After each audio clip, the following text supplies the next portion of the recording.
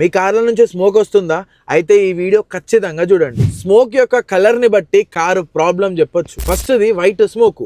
ఈ white smoke బాగా లైట్గా బేర్లీ నోటిసబుల్గా వచ్చింది అనుకో, అంటే పొద్దుగాల మనం కార్ స్టార్ట్ చేసినప్పుడు, కోల్డ్ స్టార్ట్ చేసినప్పుడు వచ్చింది అనుకో, పెద్ద ప్రాబ్లం ఏం కాదు. అదే వైట్ స్మోక్ థిక్గా కంటిన్యూస్ వచ్చింది అనుకో, ఖచ్చితంగా ప్రాబ్లం ఉన్నట్టు. దాదాపు కూలెంట్ ఉన్న ఆయిల్ మీ ఇంజన్ లో మిక్స్ అవుతున్నాయని అర్థం. వీటితోని పాటు హెడ్ గ్యాస్కెట్ సిలిండర్ హెడ్ కూడా డ్యామేజ్ అయి ఉండే అవకాశం ఉంటుంది. కాబట్టి వెంటనే మెకానిక్ దగ్గరకు ఉండ్రి. నెక్స్ట్ది బ్లూ స్మోక్. ఇది ఎప్పుడైతే ఇంజన్ లో ఆయిల్ బర్న్ అవుతుందో అప్పుడు వస్తుంది.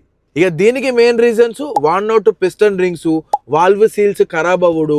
దాంతో పాటు ఒకవేళ మీ దగ్గర టర్బో ఇంజన్ ఉంటే టర్బో చార్జర్ కూడా ఖరాబ్ అయ్యే అవకాశం ఉంటుంది. ఇక నెక్స్ట్ది బ్లాక్ స్మోక్. దీనికి మెయిన్ రీజన్ ఎయిర్ ఫిల్టర్లు ఖరాబ్ అవ్వడు, ఫ్యూయల్ ఇంజెక్టర్లు ఖరాబ్ అవ్వడు, దాంతో పాటు improper carburettor tuning.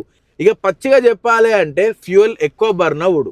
నెక్స్ట్ది grey smoke. ఇది జర బ్లూ బ్లాక్ ని కలిపినట్టు వస్తుంది. దీనికి మెయిన్ రీజన్ టర్బో ప్రాబ్లంలు, లేకపోతే పీవీసీ వాల్వులు ఖరాబ్ అవ్వడు, లేకపోతే ఆయిల్ ఫ్యూయల్ కలిపి బర్న్ అవ్వడు. ఇక దీన్ని కనిపెట్టడం కొద్దిగా మనకు కష్టం అవుతుంది, ఎందుకంటే కలర్ కన్ఫ్యూజింగ్ ఉంటుంది. కాబట్టి మెకానిక్ అయితేనే పర్ఫెక్ట్ గా డయాగ్నైజ్ చేస్తాడు. ఇక జర పాత డీజిల్ కార్లల్లో బ్లాక్ స్మోకులు కామన్ ఎప్పుడైతే మనం 3000 RPM దాటుతామో.